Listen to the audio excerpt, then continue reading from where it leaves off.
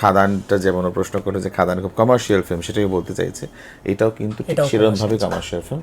দেবদা কিন্তু সবার আগে অডিয়েন্সের কথা ভেবেই ছবি বানায়, সেটা কিন্তু ভুলবেন না।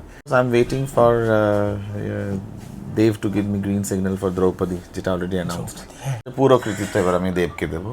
তারপরে তারা কাজটা দেয়নি, কারণ তারা বলেছে যে নায়িকা কেন্দ্রিক ছবি চলে না। লাস্ট যখন নায়িকা কেন্দ্রিক ছবি হয়েছে সেটা মুখ থুবড়ে পড়েছে। রুক্মিণী দেবকে বলেনি, তখন সুইজারল্যান্ডে শুটিং করছে। আমাদের সবার দর্শকদের কাছে আজকে একটা দারুণ মানুষকে আমরা সঙ্গে পেয়েছি, বিনোদিনীর ডিরেক্টর এবং ন্যাশনাল অ্যাওয়ার্ড উইনিং ডিরেক্টর। তো প্রথমত বলিউড ছেড়ে বাংলায় কাজ করতে আসা কেন স্যার? বলিউড ছেড়ে আসে না, বলিউডের সাথে বাংলায় কাজ করা। আমার সবসময় মনে হয় যে আমি নিজেকে ভারতীয় একজন চিত্র পরিচালক হিসেবে মনে করি, আর ভারতীয় চিত্র পরিচালক যেহেতু আমি, আর ভারতবর্ষে এত ভাষা, সেটা আমাকে খুব টানে। তো আমি যেমনভাবে হিন্দি ছবি করেছি, বাংলা ছবি করছি, একটা মারাঠি ছবি করতে চাই, একটা মালায়ালাম ছবি করতে চাই, একটা আসামিস ছবি করতে চাই, একটা ওড়িয়া ছবি করতে চাই। তো এরকম নানান ধরনের ছবি আমি করতে চাই। এটা আমার একটা ড্রিম, যে আমি করতে পারবো কি পারবো না জানি না। আর আমার মনে হয় না যে ভারতবর্ষে সেরকমভাবে কোনো পরিচালক আছে যে বহু ভাষায় ছবি করেছে, মানে তারা হয়তো তাদের মাতৃভাষা এবং হিন্দিটার মধ্যেই জেনারেলি করে। যেমন আমরা মানিরত্নমকে নিতে পারি, বা আমরা যে কোনো বাঙালির অনেক প্রচুর ডিরেক্টর আছে যারা বাংলা এবং হিন্দিতে করেছেন সেরকম। কিন্তু তার বাইরে গিয়ে ছবি করা, যেমন অনন্ত মহাদেবন বলে একজন ডিরেক্টর আছেন, উনি নিজে একজন সাউথ ইন্ডিয়ান, কিন্তু উনি মারাঠি ফিল্ম ডিরেক্ট করেন, উনি হিন্দি ফিল্ম ডিরেক্ট করেন, উনি ইংলিশ ফিল্ম ডিরেক্ট করেন। তো হি ইন্সপায়ার্স মি আ লট, যে উনি যেরকম ভাষাটা এনজয় করে নানান রকম ছবি করে, কালচারটা এনজয় করে নানান রকম ছবি করে, তো সেটা আমাকেও টানে। আমিও নানান রকম ভাষার ছবি করতে চাই।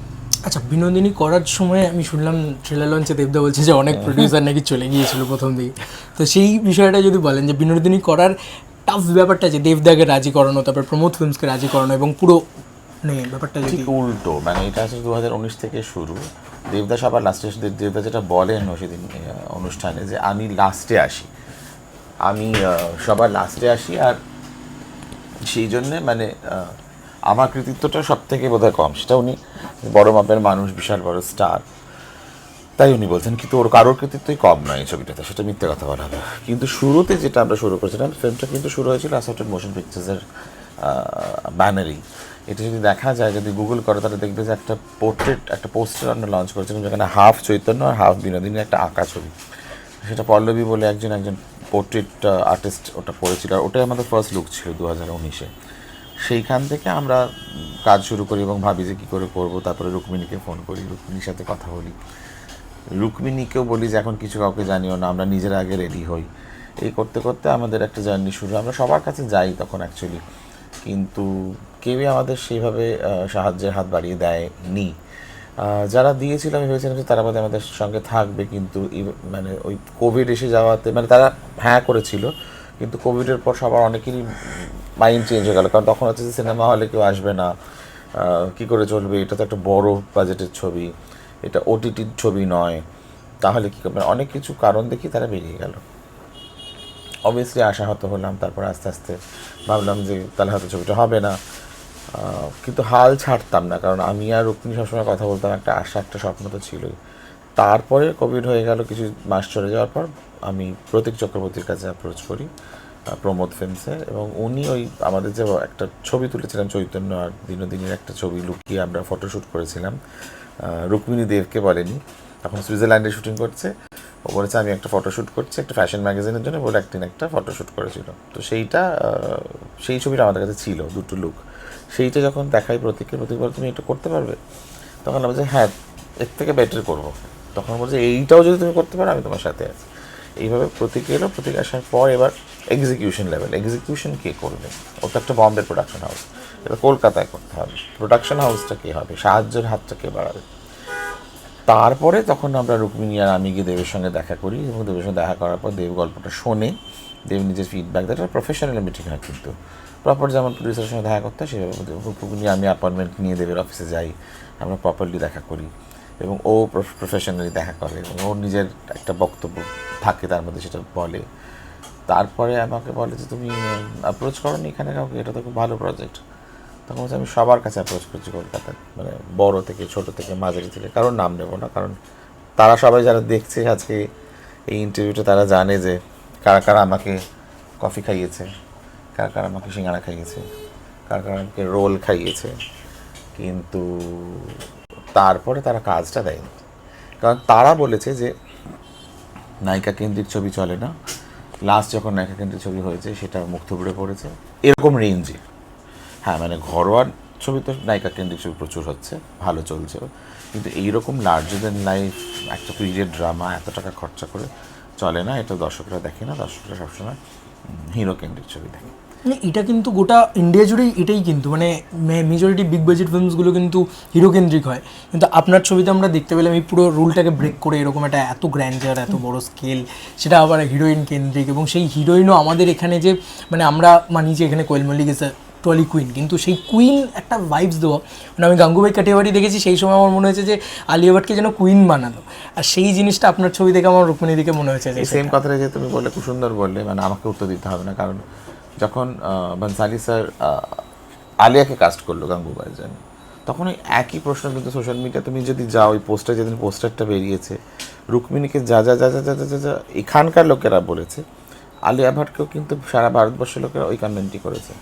অল্প বয়স, অনেক বেশি ম্যাচুরিটি লাগতো, গাঙ্গুবাই কাঠিয়াবাড়ির অ্যাকচুয়াল ছবিটা দিয়ে লোকে বলেছে কোনো মিল নেই, গাঙ্গুবাই ভীষণ মোটা ছিলেন, আলিয়া ভাট ভীষণ রোগা, আলিয়া ভাটের বয়স নিয়ে কথা হয়েছে, আলিয়া ভাটের লুকস নিয়ে কথা হয়েছে, আলিয়া ভাটের এক্সপিরিয়েন্স নিয়ে কথা হয়েছে। এই যে তুমি বলছো Koel is a very dear friend again, ভীষণ ভীষণ ভীষণ ভালো বন্ধু, কোয়েলকে আমি খুব ভালো কোয়েল আই লাভ ইউ। তো কিন্তু সেটা হচ্ছে যে দেখো ডিরেক্টরের একটা পার্সপেক্টিভ থাকে, আর ডিরেক্টর একরকম ভাবে একটা জিনিস কাউকে নিয়ে, এই ভাবনাটার মধ্যে না কোনো মানে ওইভাবে যদি কারণ খুঁজতে চাও হয়তো কারণ খুঁজে পাবে না। মানে আমি এখন তোমাকে দেখছি, আমি দেখতে দেখতে তোমার জন্য তুমি যদি কখনো অভিনয় করতে চাও আমি তোমার জন্য একটা চরিত্রটি ভেবে নিয়েছি, এইটা কিন্তু আমার চিন্তাধারা। তুমি হয়তো তোমার মনের মধ্যে তুমি ভাবছো যে আমি হিরো হয়ে আসবো বা আমি এইটা করব, কিন্তু আমি তোমাকে অন্যরকমভাবে দেখছি। তো সেইটা কিন্তু একটা ডিরেক্টরস পার্সপেক্টিভ অলওয়েজ। যেমন রুক্মিণী নিজেকে কোনোদিনও বিনোদিনী হিসেবে ভাবেনি, সেই জন্য তার সেই ডেডিকেশনটা, সেই সমর্পণটা ছিল যে সে 5 বছর সেই সমর্পণটা দিল চরিত্রের জন্য, কারণ সে সবসময় বলে এটা তোমার স্বপ্ন, তুমি দেখেছো, তুমি আমাকে গাইড করে নিয়ে যাবে, আমি তোমাকে অনুসরণ করব এবং যা বলবে সেটা করবো। সেটা করেছে বলে আজকে তোমরা বলো না, তোমরা তো ট্রেলারটা দেখেছো, তোমরা এবার বলো ট্রেলারটা কেমন না লাগে। ট্রেলারটা না এত গ্র্যান্ডার আছে, এত ইয়ে লাগছে, মনে হচ্ছে যে না টিকিট কেটে ছবিটা হলে দেখতে হবে, মানে ওই মানে পয়সাটা যে বিনিয়োগ করবো ওটা ইচ্ছে করছে এমন স্কেলে বিনোদিনীতে বিনিয়োগ, বিনোদিনীতে বিনিয়োগ, হ্যাঁ অবশ্যই। আরেকটা জিনিস বলো, এই যে প্রমোশন যখন হচ্ছে তখন খাদানের হিউজ প্রমোশন হচ্ছে, আমরা দেখলাম বেঙ্গল ট্যুর অ্যান্ড তোমাদেরও দেখলাম সেম জিনিসটা ওরকমভাবে আরও মানে ওরকম গ্র্যান্ড স্কেলে হচ্ছে। তো এইরকম তো ফিমেল ওরিয়েন্টেড ছবির প্রমোশনও হয় না, সেখানে রেসপন্স, সেখানকার মানুষজন এবং মানে ডিরেক্ট কানেক্ট করছে এরকম একটা ফিমেল ওরিয়েন্টেড ছবি একদম জেনারেল অডিয়েন্সকে, তো সেইটা কীরকম কী মনে হচ্ছে? এইটা মেজরলি আমি বলবো যে পুরো কৃতিত্ব এবার আমি দেবকে দেবো, কারণ দেবের পুরো অফিস এই ব্যাপারটা সুন্দরভাবে দেখছে, একটা টিম ফর্ম করা হয়েছে, কলকাতার বেস্ট যারা তাদের নিয়ে কাজ করা হচ্ছে, সেটা মার্কেটিং হোক, সেটা পিআর হোক, সেটা মিউজিক হোক, সেটা যে কোনো ডিপার্টমেন্ট হোক না কেন, পুরো টিমটা খুব সুন্দর করে সাজিয়েছে এবং এটা একটা বৃহৎ টিম। মানে যেটা তুমি প্রশ্নটা করছো যে এই যে এত বড় স্কেলে পাবলিসিটি হচ্ছে বা এত বড় স্কেলে মার্কেটিং হচ্ছে, এর পেছনে কিন্তু অনেকের মাথা, অনেকের অবদান আছে, অনেকের কন্ট্রিবিউশন আছে, এবং সেই কন্ট্রিবিউশনটা ইভেনচুয়ালি গিয়ে ফ্রুটফুল হচ্ছে, কারণ এই সবার ওপর দেব আছে।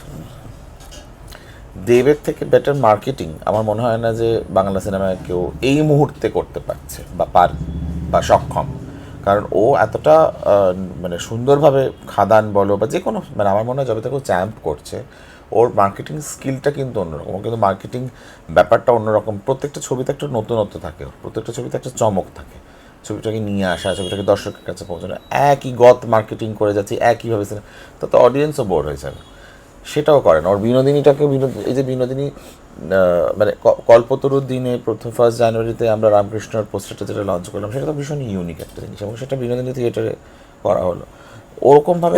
তোমাদের বিনোদিনী থিয়েটারও নাম হয়ে গেল এই ছবিটার সাথে, এটা একটা মারাত্মকভাবে ওয়ার্ক করে যাবে, মানে এটা একটা মারাত্মকভাবে হলো, মানে কোইন্সিডেন্টলি এই টাইমেই হলো, এটা দারুণ কোইন্সিডেন্টলি হলো, কারণ এটা আমরা চেয়েছিলাম, তোমরা নিশ্চয়ই জানি একটা মানদও করেছিলাম যে বিনোদিনীর প্রতিটি বছরের অপেক্ষায় আমি একটা করে প্রদীপ জ্বালাবো। এবং আপনি বোধহয় ইয়েতে গিয়েছিলেন, মানে দক্ষিণেশ্বরে গিয়ে দক্ষিণেশ্বর আমি রুক্মিণী দুজনেই গেছিলাম, কারণ রুক্মিণী আমাকে মনে করিয়ে দেয় যে আমার এই মানতের কথাটা। আর সেখানে গিয়ে মানে জেনারেলি পারমিশন পাওয়া যায় না, কিন্তু আবার সেই ঠাকুরের আশীর্বাদ এবং একজন খুবই আমাদের একজন ভালো বন্ধু, তিনি আমাদের সাহায্য করলেন এবং তার সাহায্যের হাত ধরেই আমরা প্রদীপটা জ্বালাতে পেরেছি। আর সেই প্রদীপটা জ্বালিয়েছি আমরা এমন একটা জায়গায়, সেটা খুব অলৌকিক, কারণ ওটা একদম মা শারদার যেখানে থাকতেন দক্ষিণেশ্বরের প্রাঙ্গণে, ওখানে রামকৃষ্ণ থাকে, রামকৃষ্ণ ঠিক মা শারদার বাড়ির সামনেই একটা বটবৃক্ষ আছে যেখানে রামকৃষ্ণ সাধনা করতেন। ওই বটবৃক্ষের ওখানটাতে আমরা 141টি প্রদীপ জ্বালিয়েছিলাম। খুব একটা মানে ছবিটার সাথে খুব একটা মোহ জড়িয়ে রয়েছে, কোথাও কেউ বলা যায় একটা আনন্দ জড়িয়ে রয়েছে। আচ্ছা, এর সঙ্গে সঙ্গে একটা জিনিস, এই যে বাঙালিয়ানা আমরা দেখতে পাচ্ছি, খাদান যখন বাঙালিয়ানা দিয়ে নিয়ে এলো কমার্শিয়াল ছবিটাকে, তখন আবার একটা ম্যাসিভ ওয়ার্ক করলো। তো বিনোদিনী বাঙালিয়ানাটা তো, বিনোদিনী তো পুরোপুরি বাঙালিয়ানার ওরিয়েন্টেড ছবি, বিনোদিনীর পুরো গল্পটাই তো বাংলা কেন্দ্রিক, কারণ রামকৃষ্ণদেব রয়েছেন, সারদামা রয়েছেন, গিরিশ ঘোষ রয়েছেন, এবং সোকল স্টার থিয়েটার, সেই থিয়েটারটাকে বিনোদিনী থিয়েটার। তো পুরো বিষয়টাই কিন্তু কলকাতা কেন্দ্রিক, এই চত্বর কেন্দ্রিক। তো যখন হিন্দিতে বানাতে গেলেন, প্রথম স্ক্রিপ্টটা লিখলেন, তখন তো আপনার মনে হয়েছিল যে এটাকে তো আমরা হিন্দির মতন করে গ্র্যান্ডার দিয়ে এরকমভাবে বানাবো এবং এর স্ল্যাং মানে এর ডায়লগগুলোও এরকম হবে। বাঙালি আনাটা কি যোগ করলেন যখন বাংলায় এলেন?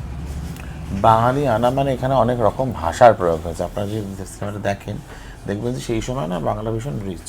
মানে তখন জ্যোতির্নাথ ঠাকুর লিখছেন, তখন রবীন্দ্রনাথ ঠাকুর ভানু সিংহের পদাবলী লিখে ফেলেছেন, তখন সৈয়দ মুস্তাফাজি আছেন, গিরিশ ঘোষ আছেন, রসরাজ অমৃতলাল আছেন, ঈশ্বরচন্দ্র বিদ্যাসাগর তার মতন করে সহজভাবে লিখছেন, আবার বঙ্কিমচন্দ্র লিখছেন, তখন মাইকেল মধুসূদনও লিখছেন। মানে এর তো মানে স্বর্ণযুগ বাংলার, এবং তাদের এক একটা লেখা এক এক রকম ভাষা। শরৎচন্দ্র চট্টোপাধ্যায় লিখছেন কথাশিল্পী হিসেবে, তো ওনার লেখার ধরন আলাদা, আবার রবীন্দ্রনাথের লেখা ধরন আলাদা, যতীন্দ্রনাথের লেখার ধরন আলাদা, সবাই নানান রকমভাবে বাংলা লিখছে। মানে সেই সমস্ত কালচারটাকে আমরা থিয়েটার, কারণ যখন উনি থিয়েটার করছেন, কপালকুণ্ডলা করছেন, তখন আমরা বঙ্কিমী ভাষাটা পাবো, যখন উনি সরোজিনী করবেন তখন আমরা যতীন্দ্রনাথ পাবো, যখন উনি চৈতন্য করবেন তখন গিরিশের পাবো, তখন দক্ষযজ্ঞ করবে তখন এইরকমভাবে আপনারা নানান রকম ভাষা শুনতে পাবেন।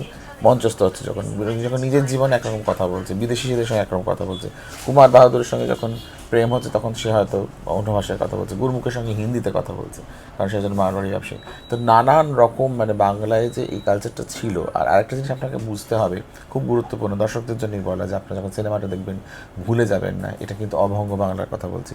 এটা কিন্তু অলমোস্ট 150 বছর আগেকার বাংলার কথা বলা হচ্ছে, যখন বঙ্গর মধ্যে অঙ্গ, বঙ্গ, কলিঙ্গ ইনক্লুডেড ছিল। তার মানে হচ্ছে উড়িষ্যা ছিল, বিহার ছিল, আমাদের পশ্চিমবঙ্গ ছিল এবং পুরো বাংলাদেশ ছিল। তাই যখন সিনেমাটা বানাচ্ছি, অনেকবার আমি এরকম চিঠি পেয়েছি সোশ্যাল মিডিয়ার মাধ্যমে, বলছে আপনারা কেন বিনোদিনীকে আপনাদের অভিনেত্রী বলছেন? আমরা তো আমাদের অভিনেত্রী। তখন বলছে না, উনি আমাদের অভিনেত্রী। আমার দাদুর দাদু ঘোড়ার গাড়ি করে, গরুর গাড়ি করে, নৌকো করে রাত্রিবেলায় এসে ওই বিডন স্ট্রিটের অপোজিটে ওয়েট করতো, বাড়িতে থাকতো, পরের দিন তারা শো দেখবে বলে, গিরিশ ঘোষ এবং বিনোদিনী। তো বিনোদিনী তো আমাদেরও আর্টিস্ট। আমরাও তো দেখতে আসতাম, মানে মুর্শিদাবাদ থেকে, তারপরে তোমার ঢাকা থেকে, খুলনা থেকে, ওরা তো সবাই আসতো থিয়েটার দেখতে। তো আমাদের আর তার মানে কত বৃহত্তর জায়গায় বিনোদিনীর যে খ্যাতি ছিল, বিনোদিনী যে প্রথম বলা হচ্ছে যে ভারতবর্ষের প্রথম ফিমেল সুপারস্টার। এই সুপারস্টারডামটা বিনোদিনী পেয়েছিল তার নিজের অভিনয় দক্ষতার জন্য। আচ্ছা, এই বিনোদিনীর প্রসঙ্গ থেকে বেরিয়ে যদি আপনার আর কি কি ছবি আসছে? আপনি বললেন নানান জায়গায় নানান রকম ছবি করতে চান, কি কি ছবি আসছে আপনার? একটা তো এখনও মানে 1770-এর উপর একটা কাজ চলছে, যেটা দক্ষিণ ভারতীয় ভাষায় হবে। সেটা নিয়ে বেশি বৃহত্তরভাবে বলতে পারবো না, তবে হয়তো ওটি মূলত মালায়ালাম ভাষায় হবে, এছাড়া ডাবড হবে অন্য ভাষায়। সেটার উপর একটা কাজ চলছে, কারণ অনেকগুলো ভাষা স্টার্টেড বিকজ আমি ভেবেছিলাম ইনিশিয়ালি এটা তামিল তেলুগুতে হবে, কিন্তু তামিল তেলুগুতে হচ্ছে না, এটা অন্য ভাষায় হবে। That is one. তারপরে আমার পরের ছবি হচ্ছে লক্ষ্মীকান্তপুর লোকাল। সেটাতে ঋতুপর্ণা সেনগুপ্ত, পাওলি দাম, কৌশিক, ইন্দ্রনীল, জন, রাজনন্দিনী, সঙ্গীতা সিনহা, এরা সবাই আছে। তো ওটা একটা মাল্টিকাস্ট সুন্দর বড় লেভেলের ফিল্ম, যেটা কলকাতাকে একটা অন্য চোখে দেখা। যেমন 200 বছর পিছিয়ে গেছি, এখানে একদম কন্টেম্পোরারি কলকাতাকে দেখাবো, এখনকার কলকাতাকে দেখাবো। মানে আপনার এক্সপেরিমেন্ট করতে খুব ভালো লাগে এরকম না? একদম একদম। আর সেইভাবে ক্যামেরা, সেইভাবে ট্রিটমেন্ট, সেইভাবে মানে 3টে চোখে কলকাতাকে দেখা হবে, 3জনের চোখ দিয়ে, 3 রকমের মানুষের চোখ দিয়ে কলকাতাকে দেখা হবে ওই ছবিটাতে। তারপরে আরও 2টো প্রজেক্ট নিয়ে ভাবা হচ্ছে। একটা হচ্ছে হিন্দিতে, that is a social drama. সেটার স্ক্রিপ্টিং কাজ শেষ হয়ে গেছে, কাস্টিংয়ের জন্য আমি বম্বে যাব। তো সেটা লক হয়ে গেলে তারপর এরপরে লক্ষ্মীকান্তপুরে পরে আমার হিন্দি ছবি হবে একটা। তারপরে আবার একটা পিরিয়ড পিস আছে, যেটা একটা ভীষণ বড় একটা পিরিয়ড পিস ভাবা হচ্ছে। সেটার জন্য এখন মানে লেখা হয়ে গেছে, রিসার্চ হয়ে গেছে। আমার সঙ্গে পাবন আগরওয়াল, যে আমার সহপরিচালক হিসেবে কাজ করেন সব ছবিতে, বিনোদিনীতেও কাজ করেছেন, লক্ষ্মীকান্তপুরেও কাজ করেছেন, সেইটা হয়ে গেছে। And of course I am waiting for Dev to give me green signal for Draupadi, যেটা অলরেডি অ্যানাউন্সড। হ্যাঁ, মানে এটা নিয়েও আমরা ওয়েট করে বসে আছি। আচ্ছা, বিনোদিনী যখন গানের ডিপার্টমেন্টে ঢুকছি না, এত ভালো ভালো গান আছে, বিশেষ করে কান্না গানটা প্রচণ্ড পপুলার হয়েছে। অ্যাট দ্য সেম টাইম মানে আজকে একটা গান লঞ্চ হচ্ছে, তো প্রত্যেকটা গান খুব ইম্পর্ট্যান্ট হয়ে যায়। ওই বিজিএম ট্র্যাক এগুলো আপনার কীভাবে দেখা থাকে, যে কীভাবে আপনি করছেন যে এতটা গ্র্যান্ডারের ছবি, তাতে যেন সাউন্ডস্কেপটাও সেই গ্র্যান্ডারে থাকে? সেইটা পুরো কৃতিত্ব তো আমি সৌম্যজিৎ চরিত্রকে দেবো, মানে সৌরেন্দ্র সৌম্যজিৎকে দেবো, যারা আমার ছবির মিউজিক ডিরেক্টর। আর কান্না গানটা শুরু থেকে আমরা ভেবেছিলাম যে আমরা একটা গ্র্যান্ড স্কেলে একটা। আরেকটা জিনিস, এক সেকেন্ড আপনাকে ইন্টারাপ্ট করছি, কান্না গানটা এমন একটা গান যে গানটা কিন্তু ভাইরাল হওয়ার জন্য বানানো না, যে গানটা ইটসেলফ সেট পিস হিসেবে আসছে, এবং সেই গানটা আলাদা করে আমাদেরকে মনে হচ্ছে না এই ওয়ার্ল্ডটাকে আমাদের চেনাচ্ছে। তো এই যে আজকের দিনে যেখানে সবাই একটা ভাইরাল গান বানানোর চক্করে পড়ে গেছে, আমরা দেখছি পুষ্পা 2 এর গানগুলো অতটা পপুলার হলো না, শুধু মানে ভাইরাল বানানোর চক্করে। এটা আমার মনে হয়েছে, আমার ইন্টারপ্রিটেশন আপনার কাছে বললাম। তো আপনার সেইখান থেকে কি মনে হয়েছিল যে না, গান ভাইরাল করতে হবে না, গান এমন বানাও যাতে এমনি গানটা ভালো গান হয়, তাতে ভাইরাল হবে? এক্স্যাক্টলি এই জিনিসটা আমার অফিসে আমাকে সবাই বলছিল একটা হুক স্টেপ না হলে কী হবে। আমি বললাম যে হুক স্টেপ লাগে না। একার দিনে মুঘল আজম দেখো, বা যে কোনো ক্লাসিক দেখো, বা ভানসালির যে কোনো ভালো ক্লাসিক সং দেখো, হুক স্টেপ ভেবে ওরা কিন্তু ছবি বানায়নি। ওরা কিন্তু ফোকাস করেছে গানটার উপরে, গানটার মাধুর্যের উপর, গানটার বিউটির উপরে, গানটা যেন, যেটা তুমি বললে, গানটা যেন ভালো লাগে। গানটা ভালো লাগলে এমনি মানুষ নাচবে। আমরা তো আগে তো হতো না, তো গানটা ভালো লাগতো, আমরা এখনও পুরোনো গানে নাচি। তো সেইটার এই কৃতিত্বটা কানহা পেয়েছে, কারণ Kanha is crossing I think 2 million, and maximum number of reels হয়েছে।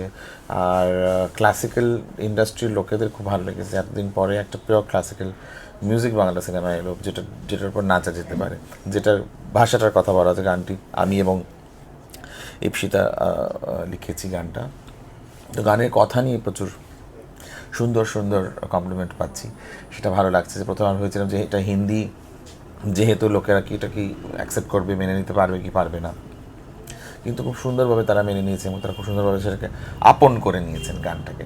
তো আমার মনে হয় যে in fact Shreya Ghoshal called me last night and said that I am getting so many কলস অ্যান্ড ইট ইজ ওয়ান্ডারফুল। মানে যেভাবে তুমি পিকচারাইজ করেছো, যে গ্র্যান্ডিয়ারটা দেখিয়েছো স্ক্রিনের মধ্যে, সেটা খুব জাস্টিফাই করে, আর দেখতে খুব সুন্দর লাগছে। ওকে অনেকে বম্বে থেকে অনেকে শ্রেয়াকে ফোন করে, আমাদের এখানকার বাজেট আর ওখানকার বাজেটের তো আকাশ আর পাতাল তো। আর সর্বশেষ শেষ করবো আমরা দেব ফ্যানদের উদ্দেশ্যে, আপনি যদি কিছু বলেন, কারণ তারা রিসেন্টলি একটা বড় মাস ছবি দেখেছে, তো তারা চাইবে যে আপনার ছবিতে কতটা মাস মোমেন্টস আছে, কতটা অ্যাকশন আছে, কতটা মোমেন্টস রয়েছে, কতটা মানে তারা এনজয় করবে হলে কি, সেটা নিয়ে যদি কিছু বলেন। সবার আগে তো সব থেকে বড় জিনিস যেটা আছে, যেটার জন্য আপনার ছবিটা দেখা হচ্ছে, সেটা হচ্ছে যে দেবের রুক্মিণী আছে। এর থেকে বড় আর কি হতে পারে। বাট নো, এটা একটা কমার্শিয়াল ফিল্ম, এটা কিন্তু ভুল ভাববেন না যেটা আর্ট ফিল্ম বা এটা ফেস্টিভ্যাল ফিল্ম। এটা ফুল কমার্শিয়াল ফিল্ম। এটার মধ্যে ড্রামা আছে, এটার মধ্যে ডান্স আছে, এটার মধ্যে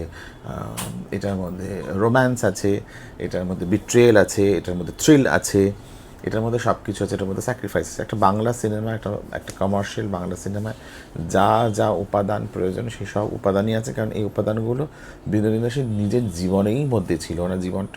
ওনার জীবন যেমন রঙ্গমঞ্চের জন্য উনি অভিনয় করতেন, ওনার জীবনটাও কিন্তু খুব রঙিন ছিল, এবং সেই জন্যই ছবিটা বানানো। তাই জন্য আপনারা মনে করবেন না যে আপনারা বোর হবেন বা কিছু।